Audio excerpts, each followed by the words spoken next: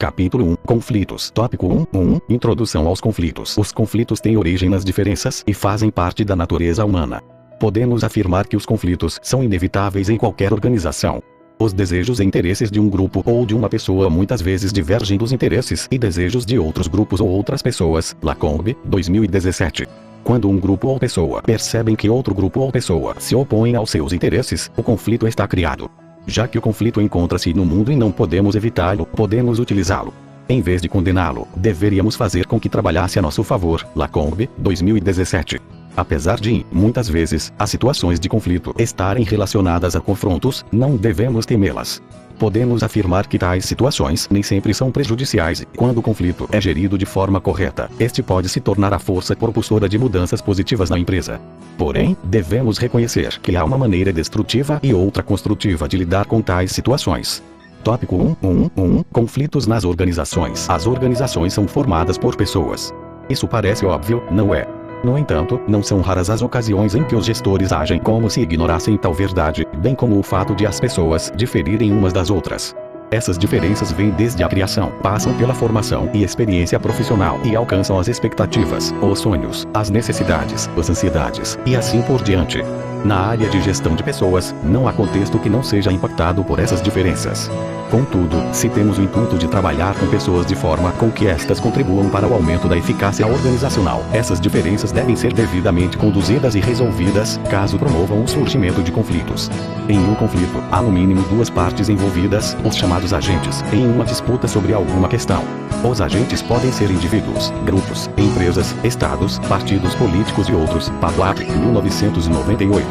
O ser humano tende a estar continuamente em busca do atendimento de interesses e necessidades, e estes podem ser dos mais variados tipos, além de terem caráter altamente pessoal. Dessa forma, os conflitos poderão surgir quando as pessoas se virem diante de situações em que precisam lutar por poder ou posição, defender direitos não respeitados ou ainda não conquistados e desempenhar suas funções sem que tenham as condições ou os recursos necessários para tanto. Quando surgem os conflitos, apresentam-se novos pontos de vista e as pessoas são provocadas a pensar com mais cuidado a respeito de algum assunto. A consequência mais provável desse processo é o aperfeiçoamento da forma de se fazerem as coisas e, por isso, as situações de conflito podem até ser estimuladas no âmbito organizacional. Em síntese, se um conflito leva as pessoas a se tornarem incapazes de refletir sobre enfoques diferentes dos seus próprios, este deverá ser evitado ou tratado diretamente para ser eliminado. Nesses casos, os conflitos são conhecidos como disfuncionais ou destrutivos. Nos contextos em que os conflitos são motivos para maiores reflexões a respeito de algum assunto ou alguma tarefa, eles poderão até mesmo ser estimulados, visto ser uma forma de evolução do funcionamento organizacional. Nesses casos, os conflitos são conhecidos como funcionais ou construtivos. Tópico 2. Diferentes níveis de conflito. É importante perceber que o alcance de um conflito pode requerer diferentes abordagens de tratamento. De acordo com a quantidade de pessoas envolvidas em um cenário conflituoso, a estratégia precisará ser adequada para que os efeitos da solução encontrada sejam os mais representativos possíveis. Os conflitos podem ocorrer nos seguintes níveis de abrangência. Rocha. Durante 2009. A. Pessoal, intrapessoal, dentro do próprio indivíduo. B. Interpessoal, envolvendo mais de um indivíduo. C. Intragrupal, entre membros de um mesmo grupo. D. Intergrupal, entre membros de dois ou mais grupos, ou seja, com pessoas defendendo interesses de seus grupos, diferentemente do que seria se tivéssemos pessoas defendendo interesses pessoais, caso em que ocorreria um conflito interpessoal. E. Intraorganizacional, entre organizações diferentes. Por outro lado, dependendo do elemento motivador do conflito, podemos ter os conflitos classificados como Robbins, 2002. A. Conflitos de tarefa, conteúdo e objetivo do trabalho. B. Conflitos de relacionamento, relacionamentos interpessoais. C. Conflitos de processo, forma de realização das tarefas. Tópico 3. Formas históricas de percepção dos conflitos. Rocha e Duran, 2009, nos apresentam que a forma pela qual uma organização percebe os conflitos determina, ou, no mínimo, influencia a maneira pela qual ela buscará tratá-los. A respeito da compreensão dos conflitos e da avaliação de suas consequências em uma organização, identificamos três correntes com visões distintas: a escola tradicional, a escola de relações humanas e a escola interacionista. Robbins, 2002b. A primeira delas, a escola tradicional, teve sua maior prevalência durante as décadas de 1930 e 1940. Segundo essa escola, conflitos são prejudiciais, disfuncionais, estão sempre associados a perdas de produtividade e quebra do nível ideal de racionalização organizacional e, por isso, devem ser em todos os casos evitados. Além disso, a simples ocorrência de conflitos denotaria a inabilidade dos administradores, problemas de comunicação e quebra de confiança entre as pessoas. Em suma, conflito seria um problema a ser eliminado do seio da organização. Com a evolução das visões a respeito desse assunto, a partir do início da década de 1940, ganharam espaço as ideias da Escola de Relações Humanas, segundo a qual os conflitos estarão presentes em uma organização como reflexo natural dos relacionamentos existentes. Os que defendiam esse posicionamento partiram do pressuposto de que conflitos não podem ser evitados. Mais ainda, consideravam que os conflitos podem, sim, ter efeitos positivos sobre a produtividade e o desempenho das pessoas e dos grupos, desde que adequadamente tratados. Assim, pela Escola de Relações Humanas, os conflitos não poderiam ser considerados como algo necessariamente nocivo à organização. Por fim, representando mais uma evolução na forma de se verem os conflitos nas organizações, surgiu a escola interacionista. Por essa abordagem, extrapolando a ideia proposta pela Escola das Relações Humanas de que os conflitos podem ser positivos, assumiu-se que estes são, na verdade, necessários às organizações. A justificativa repousa sobre a visão de que ambientes em que não existem conflitos são por demais estáveis. A estabilidade produzida nesses ambientes, de acordo com essa visão, torna-se um fator de desaceleração e apatia, enfraquecendo a capacidade de mudança e inovação, a qual deve ser um dos pontos mais valorizados em uma organização. Com base nisso, a escola interacionista defende que se mantenha um nível ideal de conflito, o que seria necessário para que as pessoas se mantivessem em um constante estado de alerta e insatisfação com o status quo. Por essa ótica, o resultado, efeito, dos conflitos estaria relacionado não ao conflito propriamente dito, mas à forma pela qual cada conflito é tratado. Essa escola cria uma relação clara entre o desempenho organizacional e o nível percebido de conflitos, ou seja, se esse nível estiver aquém ou além do que seria o ideal, o resultado corporativo poderá ser comprometido, devendo-se trabalhar continuamente para que isso não ocorra. Tópico 1.1.4 O papel do gerente nos conflitos. Uma das atribuições do gerente, por estar formalmente investido de autoridade, é manter a integração dos subsistemas organizacionais, departamentos, equipes, processos de trabalho, etc., e trabalhar para que eles funcionem de forma cooperativa para que os objetivos gerais da organização sejam alcançados. O bom funcionamento de uma organização está relacionado à habilidade que os gerentes demonstram ter para tratarem adequadamente os conflitos. Um dos motivos para isso é que alguns conflitos exigem posicionamento de alguém formalmente investido de autoridade para analisar, julgar e decidir. Por outro lado, essa autoridade também lhes permite, em alguns casos, proceder, quando necessário, com o remanejamento de recursos e com a reformulação de tarefas, soluções comumente encontradas em alguns cenários conflituosos. Finalmente, gerentes, em decorrência de sua posição, apresentam capacidade para influenciar comportamentos, o que deve ser visto como uma poderosa ferramenta na administração de conflitos de qualquer natureza. Os gerentes devem então, a fim de tomarem decisões visando colocar ou manter as circunstâncias sob controle, ter a habilidade de analisar interesses, conflitos e relações de poder. Para tanto, precisam estar atentos e monitorar continuamente o ambiente organizacional, identificando elementos com potencial para a geração de conflitos e tendências comportamentais que precisem ser trabalhadas desta ou daquela forma. Tópico 1.2 Sintomas, causas e consequências dos conflitos. Tópico 1.2.1 Sintomas de conflito. Um sintoma é uma manifestação que aponta para a ocorrência de alguma circunstância. Em medicina, tais circunstâncias, em geral, caracterizam-se em enfermidades. Quando, por exemplo, você vai a um médico, após as apresentações iniciais, a primeira pergunta que ele faz é: o que você está sentindo? Essa pergunta tem por finalidade levá-lo a descrever seus sintomas. Essa é a forma que o médico tem de delimitar o universo dos possíveis problemas, enfermidades, que podem estar lhe acometendo. É importante notar que o mapeamento dos sintomas, por vezes, não leva diretamente à identificação da enfermidade, nem tampouco à determinação das causas.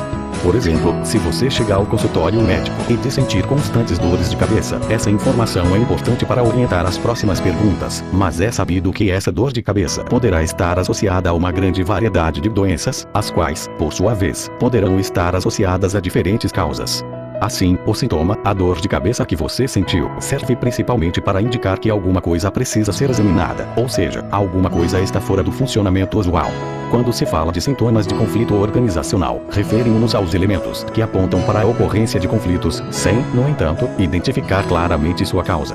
Vale ressaltar que, quando ocorrem conflitos nas organizações, os sintomas serão percebidos de forma subjetiva, ou seja, cada parte envolvida, além dos terceiros, que compõem o cenário como um todo, vai sentir e perceber o sintoma com maior ou menor intensidade, como sendo de maior ou menor impacto, importância, e assim por diante.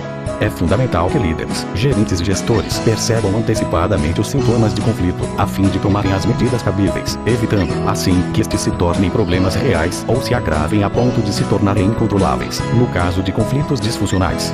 Dentre os sintomas mais comuns de conflitos organizacionais, podemos citar Anne, 1978, A. Problemas de comunicação. B. Hostilidade e inveja intergrupal. C. Problemas interpessoais. D. Constantes intervenções de escalões superiores em conflitos que poderiam ser resolvidos em níveis hierárquicos inferiores, escalada de arbitragem. E. Excessivo surgimento de regras e normas. F. Baixo moral causado pela sensação de impotência diante das situações. O próximo passo, após a percepção da ocorrência de um ou mais desses sintomas, é a análise das possíveis causas geradoras dos conflitos. Note-se que a identificação das causas é que permitirá a definição das ações cabíveis, ou seja, a atuação precisa no tratamento dos conflitos. Tópico 1.2.2 Causas de conflito. Como já dissemos, identificar as causas é indispensável para que se possa agir coerentemente com relação aos conflitos organizacionais. Ao contrário do que se possa pensar, uma grande parte dos conflitos decorre de fatores externos aos relacionamentos específicos em questão, ou seja, de fatores que antecedem um relacionamento. Dentre os principais antecedentes, causas, dos conflitos, podemos citar Walton, Dutton, 1978. A. Dependência mútua da tarefa. É comum termos mais de uma área ou pessoa relacionada a uma mesma tarefa. Quando isso ocorre, essa dependência pode gerar situações conflituosas de atribuição de culpa por problemas de desempenho, disputas por informação, disputas por posições de destaque quanto aos resultados, e assim por diante. B. Assimetrias relacionadas à tarefa. Um objeto assimétrico é aquele que apresenta desequilíbrios, desigualdades, entre seus lados. Uma assimetria relacionada à tarefa está associada à existência de maior favorecimento de uma parte em detrimento da outra, quando uma mesma tarefa precisa ser realizada por grupos ou pessoas diferentes.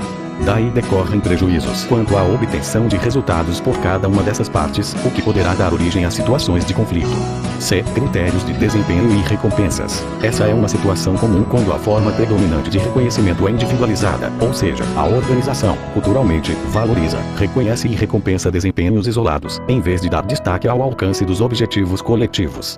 Cria-se, portanto, a tendência à busca não colaborativa de resultados, ou seja, o cada um por si. E certo que esse cenário é um potencial gerador de conflitos e precisa ser identificado e tratado. D. Diferenciação organizacional. Esse é um elemento diretamente ligado à forma pela qual a organização é estruturada. O grau de diferenciação horizontal diz respeito ao nível de fracionamento dos trabalhos a serem realizados, ou seja, quão distribuídas entre grupos ou pessoas diferentes estão as tarefas. Quanto mais fracionado, maior o número de pessoas e grupos envolvidos e, consequentemente, maior o potencial de geração de conflitos, dado o aumento da complexidade na coordenação dos trabalhos. Por outro lado, o grau de diferenciação vertical está relacionado à quantidade de níveis hierárquicos existentes, o que também poderia ser fonte de conflitos vinculados ao distanciamento entre quem manda e quem faz. Percebe-se que não há fórmula matemática para a definição desses fatores, mas eles certamente devem ser analisados para que se chegue, evolutivamente, a níveis ideais. E insatisfação com o papel organizacional pode vir de diversas fontes. Todas elas, quando chegam a causar a insatisfação, tendem a gerar conflito. Quando o papel das unidades ou o status externo não atendem às necessidades dos membros, estes podem ressentir-se, e isso desencadeia um conflito. F. Ambiguidades. Podem estar presentes em diversos contextos, sempre contribuindo para o aparecimento de conflito. Podem surgir da dificuldade em distribuir o mérito e a culpa e podem estar presentes nos critérios de avaliação de desempenho, gerando frustrações, tensões e conflitos. Vale acrescentar aqui uma observação de Robbins, 2002, a esse respeito. Quanto maior a ambiguidade na definição das responsabilidades pelas ações, maior o potencial de conflito. G. Dependência de recursos comuns. Sempre que mais de um indivíduo depende dos mesmos recursos, principalmente quando esses recursos são também escassos, há um grande potencial para o conflito, pois haverá competição por esses recursos. H. Obstáculos na comunicação. A comunicação é essencial para a cooperação, e as dificuldades semânticas podem interferir e impedi-la, gerando potencial para o conflito. Tanto o excesso de comunicação quanto a comunicação deficiente podem aumentar o potencial de conflito. E habilidades e traços pessoais. Algumas características individuais ou certos atributos da personalidade podem aumentar o potencial de conflito em uma relação. Aqui estão incluídos os sistemas de valores de cada um e seus traços de personalidade, o que faz com que sejamos diferentes uns dos outros e tenhamos opiniões divergentes.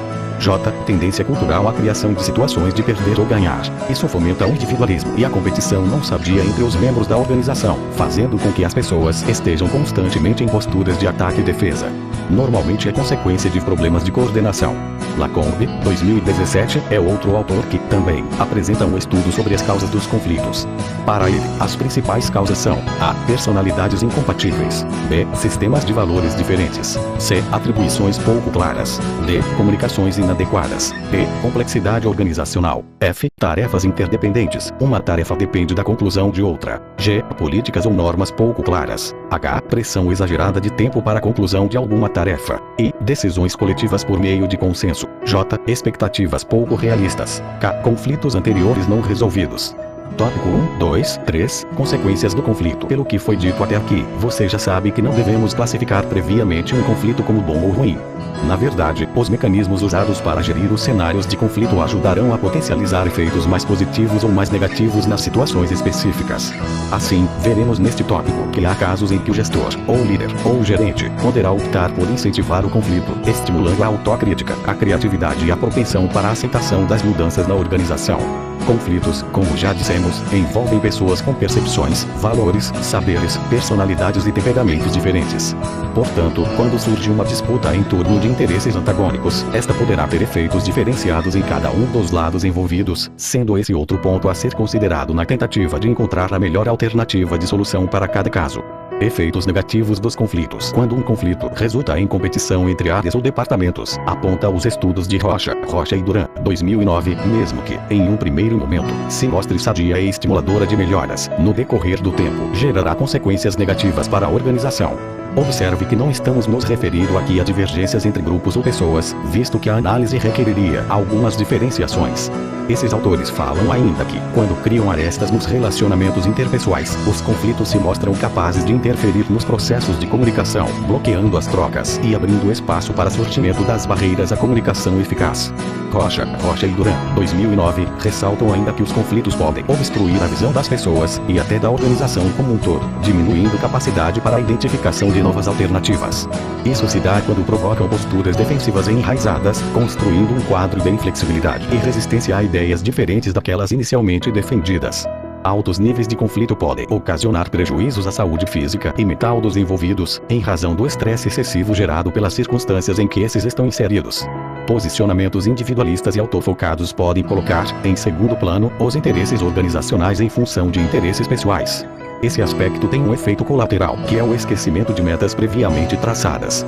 Isso ocorre quando as pessoas começam a perseguir obstinadamente seus próprios objetivos.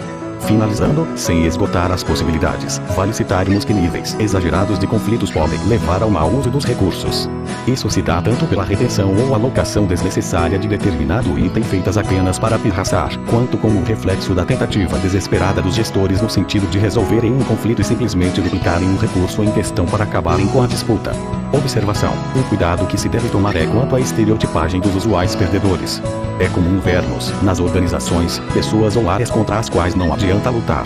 Um bom exemplo disso seria um cenário organizacional em que um dos mitos, elemento da cultura organizacional, seria o seguinte: não adianta nem tentar bater de frente com o diretor financeiro. Aliás, isso é sempre perigoso. Esse tipo de situação inibe posicionamentos e, por conseguinte, desestimula a apresentação de ideias que poderiam mostrar-se benéficas à organização de forma geral. Efeitos positivos do conflito. Conforme Rocha e Duran, 2009, os conflitos podem apresentar os seguintes resultados benéficos para as organizações. A. Melhora nos níveis de coesão dos grupos. Isso ocorre em casos de conflitos intergrupais, os quais fazem com que os membros de um grupo se sintam como uma família ameaçada e por isso se unam para defender os interesses coletivos do grupo a que pertencem. B. Aumento nos níveis de empenho e comprometimento. O fato de fazer parte de uma situação conflituosa faz com que uma pessoa trabalhe para superar seus próprios limites no intuito de sair vencedora. C. Aperfeiçoamento do processo de integração das pessoas ao contexto organizacional, socialização, já que, ao tomarem parte em situações conflituosas, as pessoas tenderão a sentir-se envolvidas com alguma causa específica, aumentando com isso seu comprometimento. D. Proposição de novas ideias. A criatividade é provocada como recurso competitivo, ou seja, as pessoas se veem estimuladas a buscar novas alternativas que se mostrem mais fortes do que aquelas apresentadas pelas outras partes conflitantes. E. Disponibilização de informações úteis para diagnósticos. A análise de situações de conflito oferece informações que permitem aos líderes e gestores identificarem pontos a serem trabalhados e melhorados, ou, por outro lado, mantidos. O objetivo, nesses casos, é justamente aperfeiçoar a inteligência organizacional e possibilitar o aprendizado quanto ao que se deve e ao que não se deve fazer em determinados contextos. F. Estímulo ao equilíbrio das relações de poder na organização. Capítulo 2. Como lidar com os conflitos. Tópico 2. 1. Abordagens iniciais e formas de lidar com conflitos. De acordo com Lacombe, 2017, existem 3 maneiras de lidar com o conflito: dominação, conciliação e integração. A dominação como forma de lidar com o conflito consiste na vitória de um lado sobre o outro. Eu ganho e você perde. A dominação busca derrotar o oponente eliminando sua ideia. Esta caracteriza-se na forma mais fácil de lidar com o conflito, contudo, com frequência, é mal sucedida. Um perdedor em uma batalha é um inimigo na próxima. Lacombe, 2017. Já a maneira de lidar com o conflito chamada de conciliação é considerada como solução de meio termo. Se essa solução for obtida no interesse da organização, pode ser válida, mas, se for no interesse de uma das partes, será prejudicial. Esta consiste em cada lado ceder um pouco para haver paz. É a maneira mais comum de acabar com uma controvérsia. Contudo, ninguém fica plenamente satisfeito, porque isso significa abdicar algum desejo. Apesar de esta procurar um meio termo que seja aceitável por ambas as partes, se ela não for bem conduzida, o conflito pode reaparecer adiante. Por último, tem-se a integração. Esta trata-se da descoberta de uma solução para o conflito em que todos encontram algum espaço. Nesse caso, as partes envolvidas trabalham ativamente para encontrar uma solução de modo que ninguém tenha que sacrificar coisa alguma. Diferentemente da conciliação, que lida com o que já existe, não havendo criação, a integração cria algo novo, envolvendo uma solução criativa, ou a eliminação de barreiras psicológicas. Na integração, buscam-se todas as possibilidades, junto com o oponente, para solucionar o problema até que se encontre uma alternativa que seja aceitável por todos. O primeiro passo para a integração como forma de se buscar resolver o conflito é explicitar as diferenças. Não podemos esperar integrar nossas diferenças a menos que saibamos quais são. Então, a primeira regra para se obter a integração é colocar suas cartas na mesa, enfrentar a verdadeira questão, revelar o conflito, trazer a coisa todas claras. Trazer os desejos de cada lado envolvido no conflito a um lugar comum permite que estes sejam claramente avaliados, frequentemente reavaliados. Nesse ponto, há a tendência de surgir uma ideia criativa que requer inteligência, percepção aguda e inventividade brilhante que permita que todos fiquem satisfeitos. Contudo, nem sempre é possível alcançar a integração e, nesses casos, tem-se a dominação e a conciliação. O conflito pode ser pessoal ou funcional. Será pessoal se for causado por interesses pessoais, geralmente em função de valores ou desejos diferentes. O conflito funcional é, em geral, provocado pela competição por recursos limitados ou atribuições mal definidas, gerando superposições de responsabilidades ou demandas incompatíveis com as possibilidades da pessoa. Muitos conflitos derivam de comunicações ambíguas ou mal feitas, que foram interpretadas erradamente pelo emissor ou pelo receptor. Um conflito bem resolvido deve gerar um acordo, estabelecer relações mais amigáveis, proporcionar um aprendizado sobre os fatos envolvidos. O conflito pode ser altamente negativo para a organização, mas, se for adequadamente conduzido, pode ser fonte de soluções criativas e de oportunidades para se encontrarem novos caminhos e para se compreenderem melhor os oponentes, dissipando dúvidas e desacordos. Os conflitos são parte necessária dos processos de mudança e, se administrados corretamente, podem ser os motores do progresso. Mesmo uma ideia ruim pode, depois de um trabalho de busca de soluções, gerar algo interessante para a organização. O conflito fornece feedback sobre os sentimentos das pessoas, permitindo uma ação quando necessária. Um conflito mal administrado tende a gerar estresse nas pessoas envolvidas, em virtude da insegurança de enfrentar um desafio percebido sobre o qual elas não têm controle. Segundo Tim Ursini, 2012, as pessoas tendem a evitar conflitos por terem medo de alguns dos seguintes motivos: sofrer rejeição, a perda de uma relação, sentir raiva, ser visto como egoísta, dizer algo errado, ferir alguém, obter algo a que não tenha direito. Os conflitos, junto com as ambiguidades e a sobrecarga no trabalho, são os maiores causadores de estresse. O resultado de um conflito está principalmente relacionado à forma como este é tratado. A administração deste envolve questões que compreendem a dinâmica organizacional e fatores como a tendência a se assumir determinada posição diante de situações padrão, estrutura organizacional, comunicação, postura gerencial, entre outros. Os conflitos não devem ser ignorados ou simplesmente eliminados.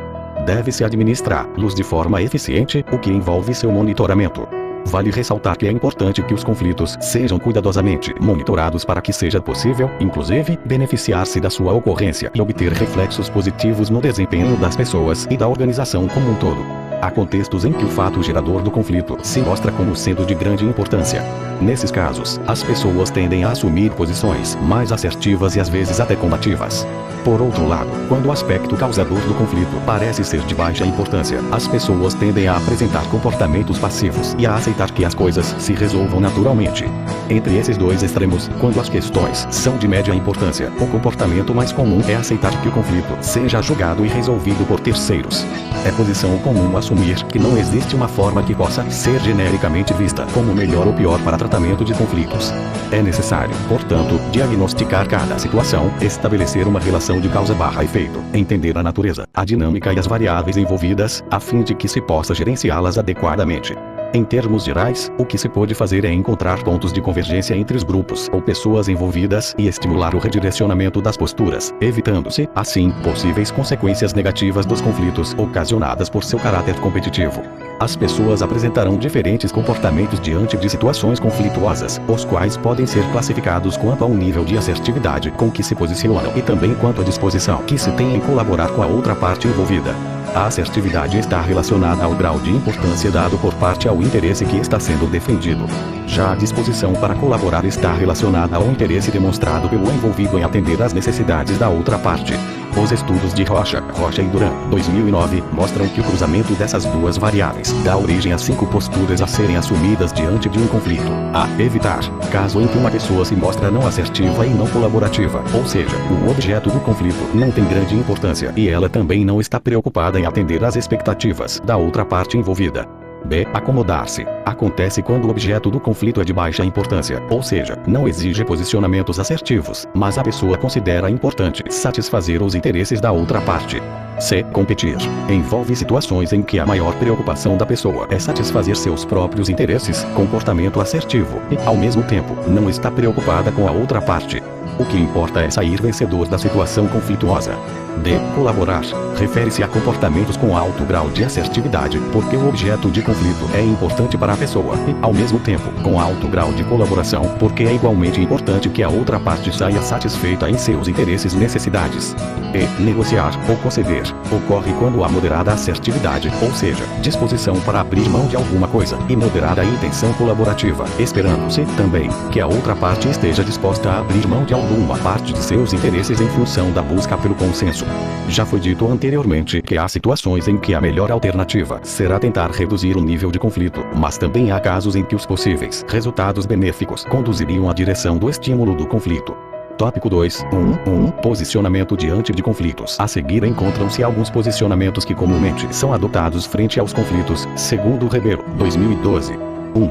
Não enfrentamento. Ocorre quando o conflito é ignorado por aqueles que poderiam fazer alguma coisa a respeito dele. Em grande parte das situações, é um posicionamento não aconselhável, pois o fato de fingir que o problema não existe não significa que ele não está ali, nem leva a alguma solução para ele. 2. Suavização. Uma outra atitude com relação a situações de conflito é trabalhar com as partes envolvidas para que vejam com maior destaque o que elas têm em comum, em vez de ficarem mantendo suas atenções sobre o que se mostra como diferença. 3. Concessão. Como resultado de negociações, um dos reflexos mais usuais é que os envolvidos em um conflito se vejam abrindo parcialmente mão de seus interesses e pontos de vista em função da busca por pontos consensuais. 4. Comando autoritário. Quando um conflito não é resolvido naturalmente na camada em que ocorre, uma das saídas seria haver alguma medida impositiva por parte daqueles que estão hierarquicamente em posição superior. Nesses casos, você há de convir que, ainda que aparentemente se chegue a uma solução, o que pode na verdade ocorrer é o abafamento involuntário dos interesses daquela parte que não for favorecida pela decisão tomada. 5. Alteração de variáveis humanas. Consiste em trabalhar comportamentos e atitudes visando a obtenção de acordos e mudanças de posturas que eliminem ou reduzam os fatores geradores de conflitos. 6. Alteração de variáveis estruturais. Este posicionamento acontece quando o diagnóstico leva à identificação de elementos da estrutura organizacional que possam ser modificados no intuito de reduzir ou eliminar conflitos e com isso são alteradas normas, alocações, atribuições e assim por diante. Tópico 2. Negociação. A melhor alternativa genérica. Negociar consiste na interação entre as partes envolvidas, que saem de posições divergentes e discutem um determinado assunto até que alcancem graus satisfatórios de convergência entre suas opiniões.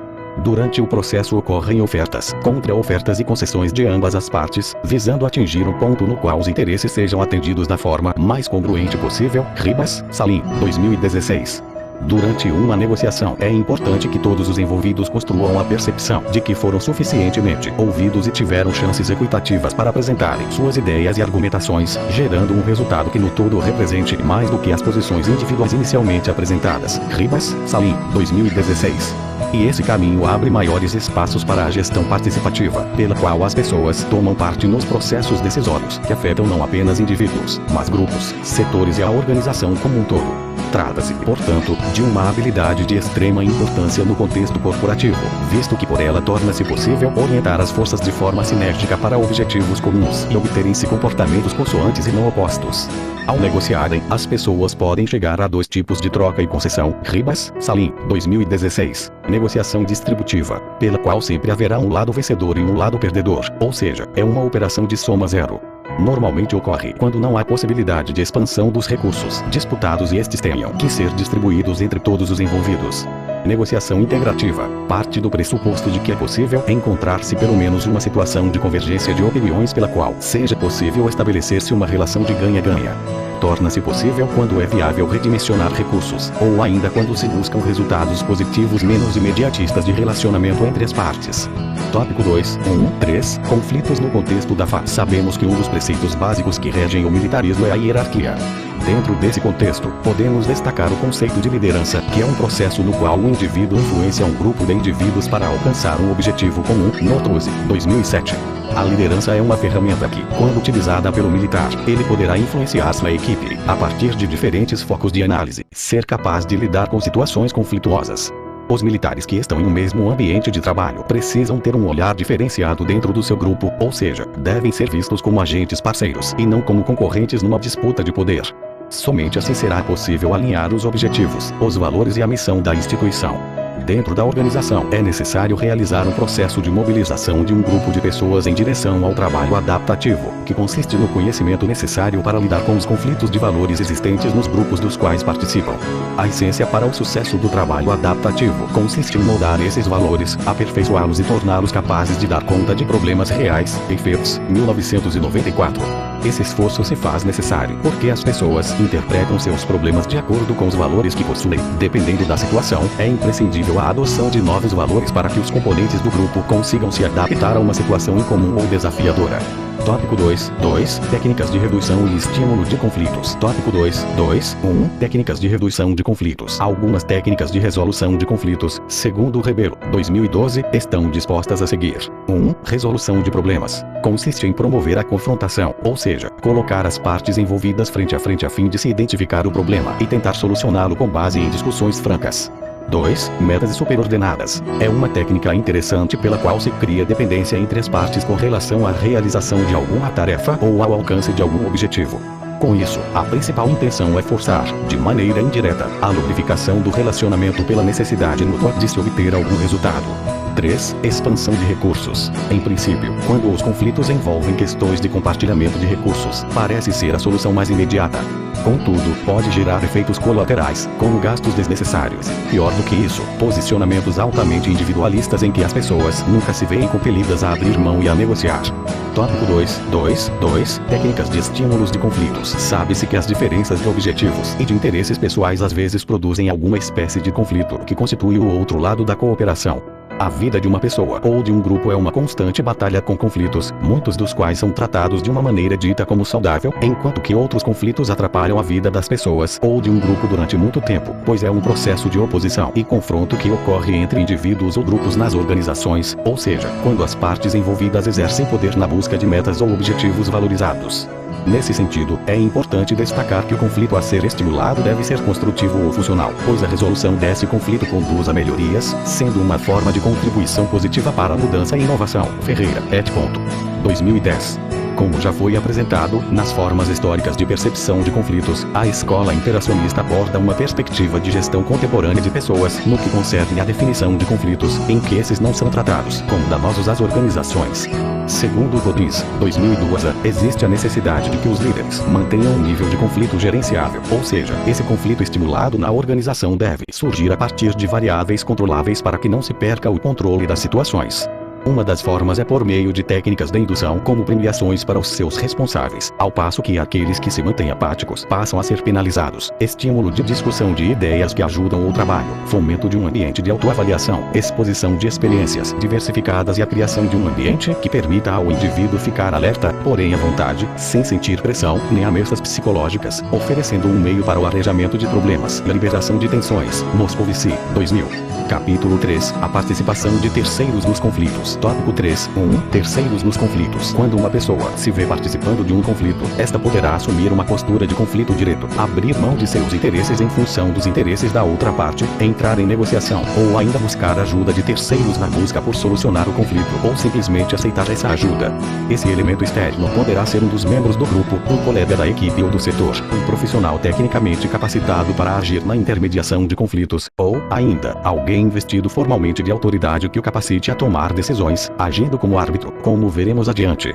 Tópico 3.1.1. Papéis de terceiros nos conflitos. O uso de terceiros na resolução de conflitos não é algo que aconteça por acaso. Ao contrário, esta consiste em uma técnica largamente aplicada por gestores, principalmente em casos de conflitos que se mostram mais complexos.